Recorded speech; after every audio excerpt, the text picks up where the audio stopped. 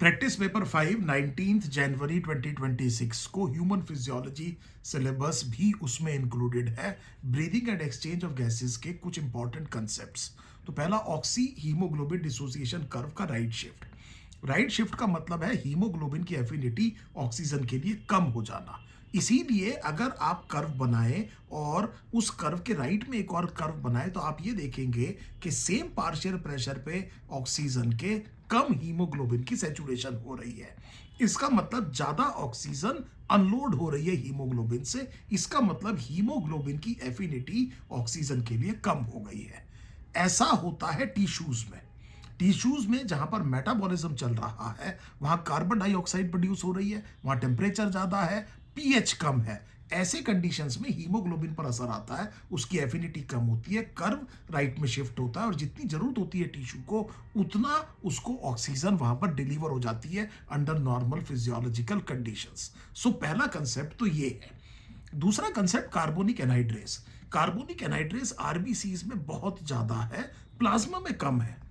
और यही वो वजह है कि जो कार्बन डाइऑक्साइड है वो वाटर के साथ रिएक्ट करके जो H2CO3 बनाती है और फिर वो डिसोसिएट होता है H+ और HCO3 आयंस में। ये रिएक्शन प्रीडोमिनेंटली हमारी बॉडी में आरबीसी के अंदर हो रहा है और ये one of the fastest enzyme है। कार्बोनिक एनहाइड्रेस बायोमोलिक्यूल्स में लिखा है कि 10 मिलियन टाइम्स इस रिएक्शन के रेट को इंक्रीज कर देता है। इसकी इंपॉर्टेंस समझिए। Carbon dioxide is a toxic chemical, इसको बॉडी से निकालना बहुत ज्यादा जरूरी है और इसीलिए कार्बोनिक एनहाइड्रेस की इंपॉर्टेंस ये समझिए कि ये बहुत तेजी से इसको हटाने में मदद करता है। एक और बात याद रखिएगा, कार्बन डाइऑक्साइड और वाटर का रिएक्शन जो कार्बोनिक एसिड बनता है ये फ्रीली रिवर्सिबल है।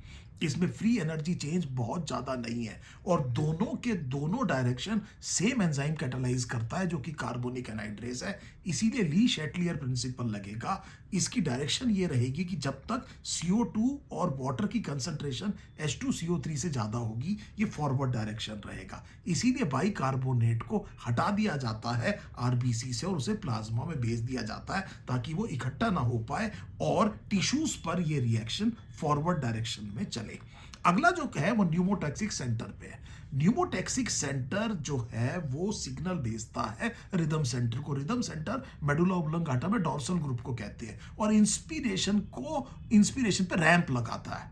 It controls the switch off point of inhalation. तो जैसे ही न्यूमोटैक्सिक सेंटर से स्ट्रॉन्ग सिग्नल आएगा इनहेलेशन जल्दी रुक जाएगा और जैसे इनहेलेशन रुक जाएगा वहीं से एक्सहेलेशन होगा और इसका मतलब इस एक्शन की वजह से, न्यूमोटैक्सिक सेंटर के इस एक्शन की वजह से कि वो इंस्पिरेटरी सिग्नल पर रैंप लगा रहा है, रेस्पिरेटरी रेट ऑल्टर हो जाएगा, स्ट्रॉन्ग सिग्नल में रेस्पिरेटरी रेट बढ़ जाएगा। अब इसीलिए अगर न्यूमोटैक्सिक सेंटर डैमेज हो गया तो प्रोलॉन्ग्ड हो जाएगा इनहेलेशन और रेस्पिरेटरी रेट भी अकॉर्डिंगली चेंज होगा। कीमो रिसेप्टर्स के बारे में बात हो रही है। कैरोटिड और आयोटिक बॉडीज ये पेरिफेरल कीमो रिसेप्टर्स है। एक सेंट्रल जो कीमो रिसेप्टर है वो कीमो सेंसिटिव जोन है that is adjacent to the dorsal group.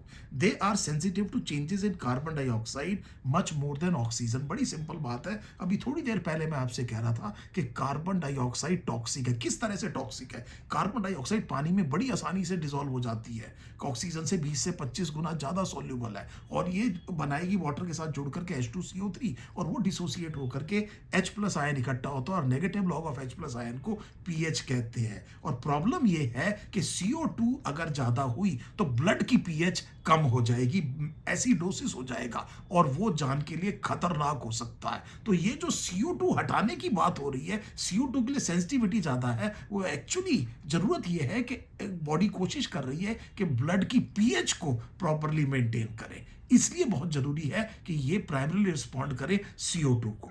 Corticosteroids corner stone है अस्थमा मैनेजमेंट में। बड़ी सिंपल बात है, एनसीईआरटी की लाइन देखिए। अस्थमा जो है वो एक इन्फ्लेमेटरी डिसऑर्डर है। So it is an inflammation of bronchi and bronchioles. तो अगर आप कोई इन्फ्लेमेशन पैथोलॉजी में देख रहे हैं तो आपको जो एजेंट यूज करना है वो एंटी इन्फ्लेमेटरी देखना है और आपको पता है कि कॉर्टिकोस्टेरॉइड्स बड़े पोटेंट एंटी इन्फ्लेमेटरी है, फर्स्ट लाइन ऑफ ड्रग है ब्रोंकियल अस्थमा। जब एक्यूट अटैक आता है, एक्सर्बेशन होता है, उसको कंट्रोल करने के लिए। उम्मीद है ये पांचों जो कॉन्सेप्ट है आपको मदद करेंगे आपकी प्रिपरेशन में।